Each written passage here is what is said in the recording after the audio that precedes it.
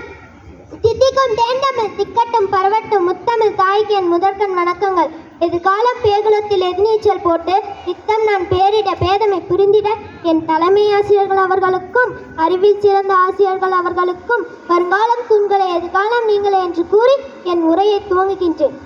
தென்தமிழ் நாட்டின் விருதுநகர் மாவட்டத்தில் தந்தை குமாரசுவாமி, தாயார் சிவகாமி அம்மாள் ஆகியோருக்கு மகனாக 1903 ஜூலை 15 பிறந்தார்.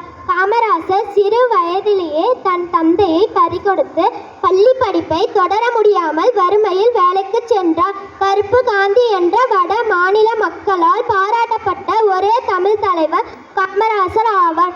ஏழையாக பிறந்து ஏழைகளின் துயரை துடைப்பதே தம் ஒரே குறிக்கோளாக கொண்டார்.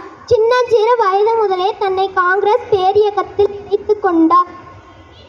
தன் இடைவிடா உழைப்பால் அகில இந்திய காங்கிரஸ் தலைவராகவும் தமிழக காங்கிரஸ் தலைவராகவும் விளங்கினார். தமிழகத்தின் முதலமைச்சர் ஆனார்.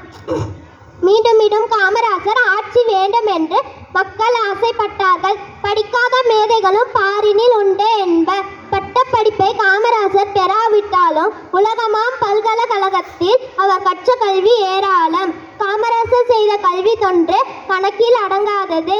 உயர்நிலை பள்ளி வரை இலவச கல்வி வழங்கினார். இலவச புத்தகம், இலவச உடை, இலவச உணவு வழங்கினார். காமராசர் கல்வி கண்ணை திறந்து வைத்தார்.